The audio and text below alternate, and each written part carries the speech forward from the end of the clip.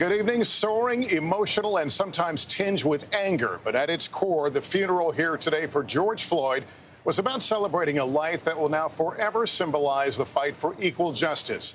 500 mourners packed the church, family members sharing stories of laughter and pain. A niece laying his death at the feet of a corrupt and broken system.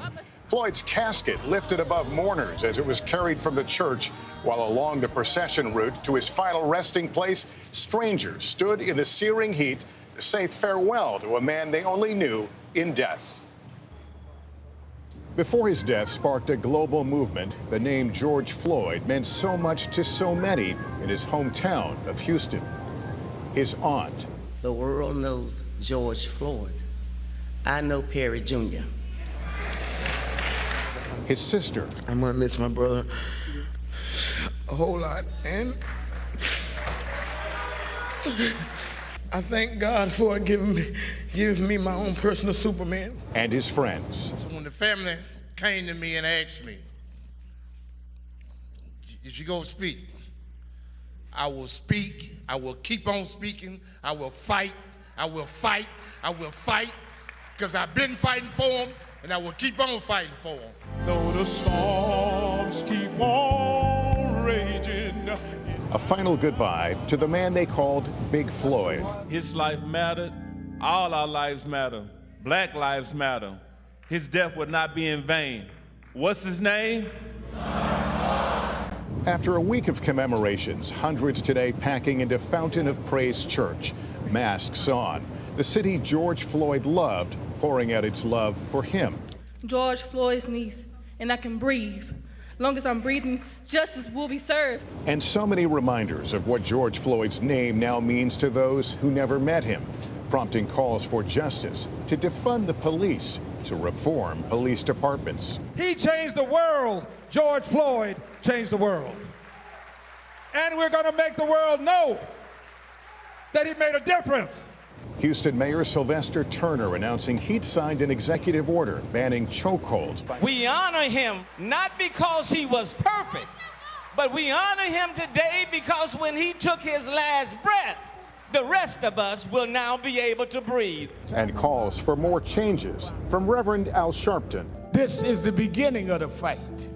This is not the end of the fight. Pointing out the families of other black men who have been killed. All of these families came to stand with this family because they know better than anyone else the pain they will suffer from the loss that they have gone through. Former Vice President Joe Biden appearing on video after meeting the family yesterday, including Floyd's 6-year-old daughter, Gianna. We cannot leave this moment thinking we can once again turn away from racism that stings at our very soul. When there is justice for George Floyd, we will truly be on our way to racial justice in America. And then, as you said, Gianna, your daddy will have changed the world. Today, across the city, they mourned. From police officers saluting Floyd's casket to that mural across from his former home. Deja Melcher drove here from an hour away with her 7-year-old son. I want to protect my son. It's the fear. For everyone's son, everyone's daughters, everyone of every color. This shouldn't happen. It should not happen. Later, crowds lining the streets in scorching heat to watch the funeral procession pass by. When we saw that tape of this man dying tragically, we all felt it. Because we look at him as one of us, so I didn't have to know him personally. The name George Floyd, now one that no one will forget.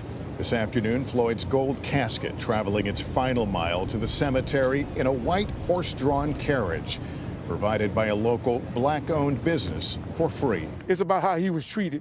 He was unjustly treated.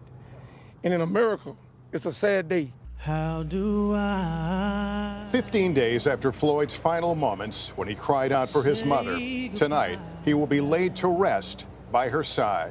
To what we had.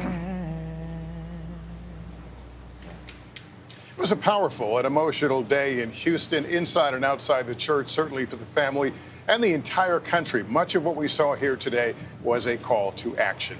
And with George Floyd's death putting a renewed focus on police departments' use of deadly force, tonight there are troubling new incidents that have come to light. Gabe Gutierrez has details. We need to warn you, some of the images here are disturbing. Tonight, newly released videos of black men dying during encounters with police are sparking more outrage.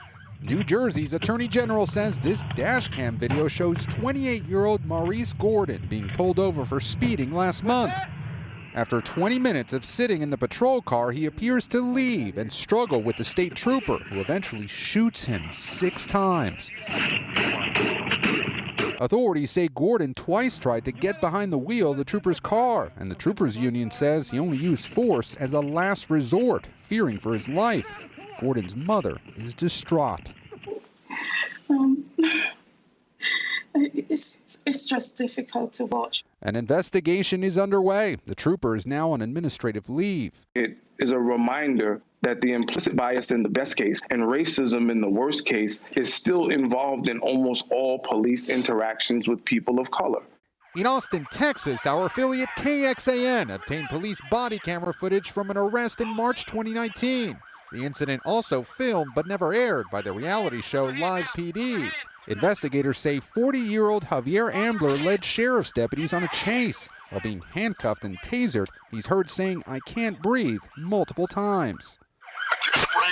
When officers notice he's unresponsive, they begin performing CPR.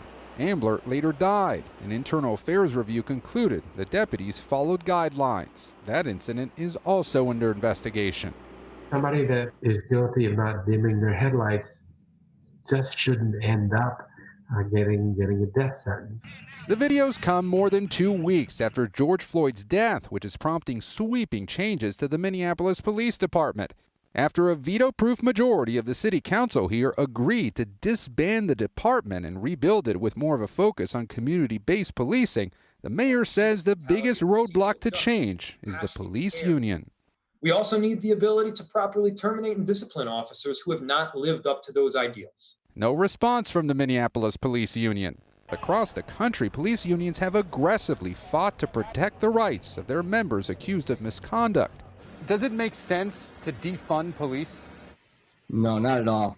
At this point in time, we need more resources. We need to be able to give the services that is needed in our communities.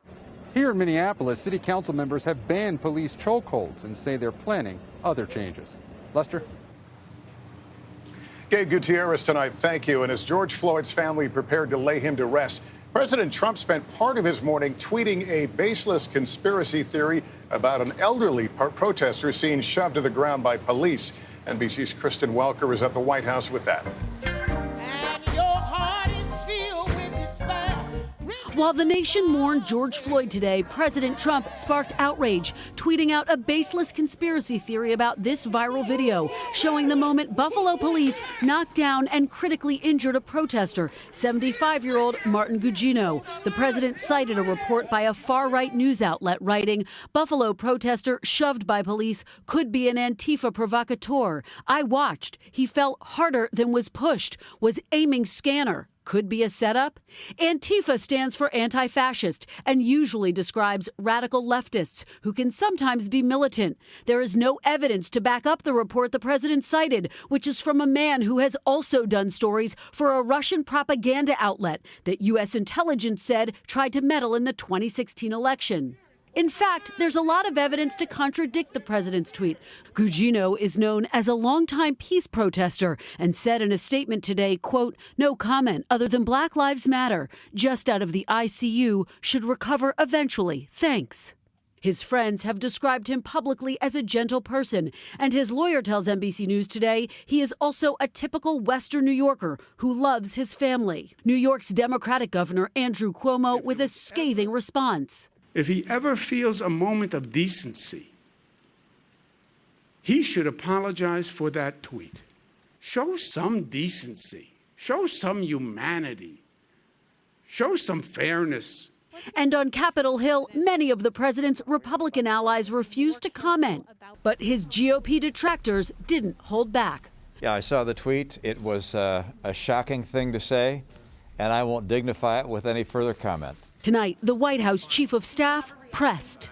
I learned a long time ago not to comment on tweets, and I'm not going to break that practice.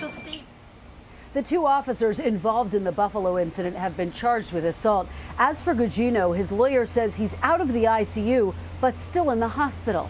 Lester. All right, Kristen Welker at the White House, thank you. And tens of thousands poured into the streets once again today, and a civil rights icon led her own protest. Miguel Almaguer has that story. No justice! No peace! Taking over boulevards, freeways, and bridges, the call for change in the name of George Floyd is now being realized in communities across the nation. In Portland, after violent clashes, the police chief is stepping down, clearing the way for a black chief who is the head of community policing. I'm going to listen. I'm going to care about the community. The growing demand for accountability includes calls to police the police.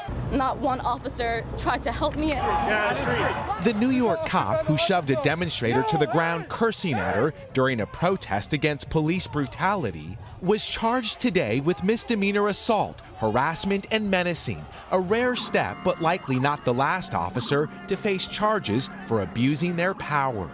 One incident in one area results in every cop in this nation being tarnished. With cities like Los Angeles imposing a moratorium on some arresting techniques, other departments are simply dropping charges against protesters. But after more terrifying scenes like these of cars plowing into demonstrators, there is also accountability for those behind the destruction. In Minneapolis today, Brandon Wolf faced a federal judge accused of arson after a mob overran a police precinct. With demands for reform gaining momentum, today a quieter but just as powerful call to action. 87-year-old Merle Evers, the widow of civil rights activist Medgar Evers, led her own protest at her retirement home, a pioneer from the past, ushering in change for the future. Miguel Almaguer, NBC News, Los Angeles. Hey, NBC News fans, thanks for checking out our YouTube channel. Subscribe by clicking on that button down here, and click on any of the videos over here to watch the latest interviews, show highlights, and digital exclusives. Thanks for watching.